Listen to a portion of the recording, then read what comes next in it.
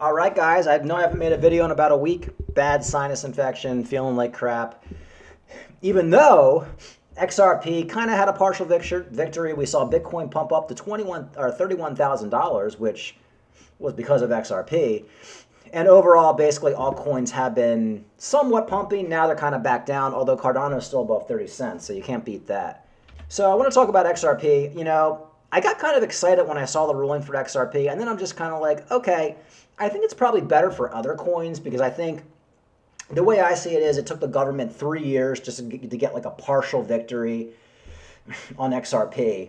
And it is a partial victory. They're kind of saying that the secondary markets aren't securities, so like what you would buy on Coinbase and stuff like that. But all that billions of XRP in dollars that Garlinghouse gifted to himself, gave to his friends, sold to other people, that can be a security. And I always think in the back of my mind, what would happen if the SEC came out and said, well, you have to give all that money back. That was security. Are they going to, is Garlinghouse, which he is known to do, would he dump XRP, all his XRP to pay it back? I know it wouldn't make any sense because I guess the XRP that he has would be considered security, but would he get other people to dump their XRP so he could pay back a fine or something like that? That's why I consider it a partial victory, and I think most people who look at it do.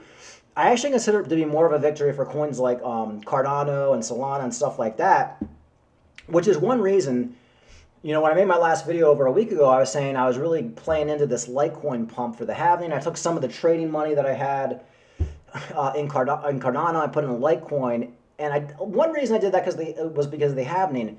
The other reason was like the uncertainty with the SEC. I'm like, I might as well put it in something else. I'm more certain now with Cardano. I'm more bullish on Cardano now because like I said, it took the government 3 years to get a partial victory, and it was only a partial victory. And it does look like coins sold on the secondary markets aren't securities. Cardano did not have a token sale in the United States. It was in like Japan or something like that. So in a nutshell, I'm not going to make a long video because I have like a sinus infection, but in a nutshell, I'm more bullish than ever on Cardano. So I took the little bit of money I had in my trading account that I was going to play around with Litecoin. I sold my Litecoin at like $98 and I put that in the Cardano at like 33 cents. Did that like last week. All right, talking about XRP.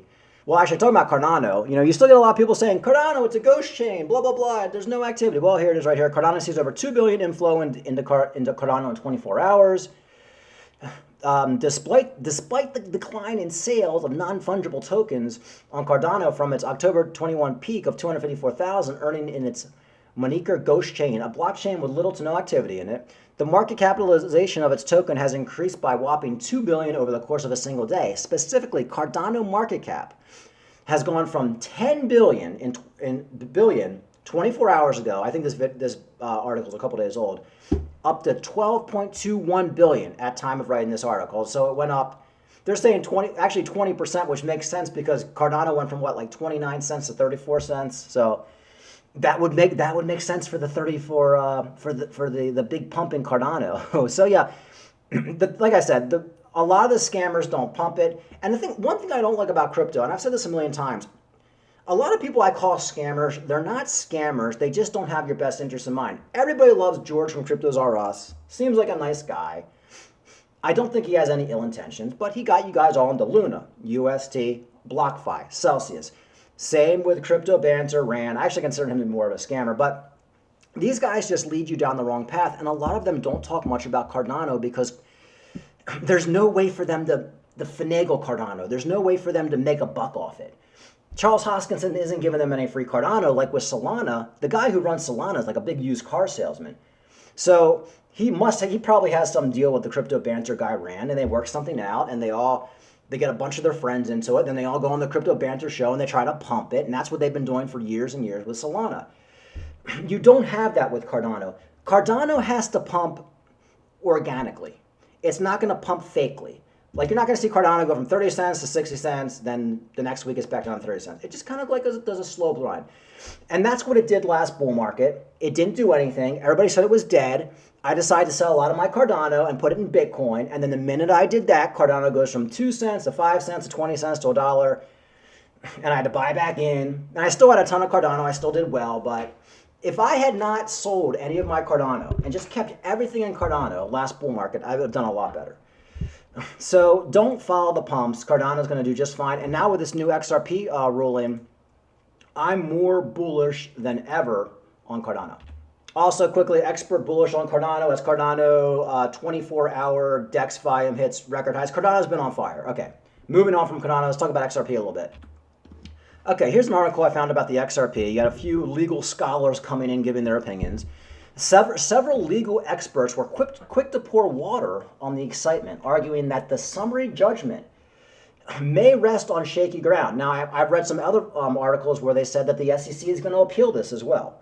So anyway, on shaky ground, and may not translate to crypto industry's hope for change in the way it's treated by the SEC.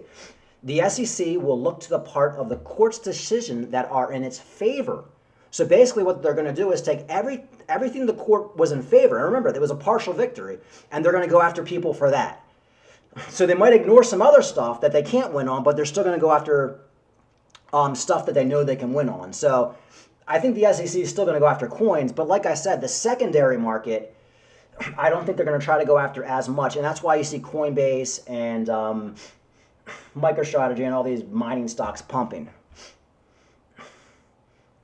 According to Castillo, the portions of the decision that are in Ripple's favor are fairly fact-specific, and while there may be some that are similarly situated in the markets, others in the market may find it challenging to rely on those portions of the decision if the circumstances do not directly align. So basically they're saying is, if Tron were to come out and say, hey, look, we're going to fight the SEC and we're going to use the XRP ruling to our benefit, they might not be able to, because a lot of the rulings in the XRP case were specific to XRP, and they don't even equate to a lot of other coins. So it is a partial victory, but I still think you're going to find these coins that had token sales in the United States, coins that started in the United States, coins that gave away money to founders, especially like XRP. And I don't like XRP. Brad Garlinghouse made all of his money dumping XRP on you last bear market to keep it afloat. That's one reason XRP was kept down. Even before the XRP litigation, XRP was still down because Brad Garlinghouse was dumping it and giving it to his friends. So while it may be a good pump and dumper, if it goes down to 50 cents, maybe I'll put 500 bucks in to sell it. But there's a lot of sleaziness and shadiness with XRP. And they had a token sale. Like I said, they gave a lot to our friends. So I am not bullish on XRP other than for a trade, but I'm more bullish on a coin like Cardano now because they didn't have a token sale in the United States. They had it in Japan. So, you know, there's really nothing the SEC can go after now with Cardano. And that's why I'm more bullish than ever. So anyway, so there's that. And that's really it. I'm not going to make a long video. Bitcoin wants to hang above 30,000. The stock market's down today. Stock market's been down the last couple of days. Even on Friday it was down. All coins are dumping a little harder than Bitcoin, I guess, but Bitcoin dominance isn't crazy high. So when Bitcoin pumps, the altcoin pumps, Bitcoin goes back up to $30,000 or $31,000.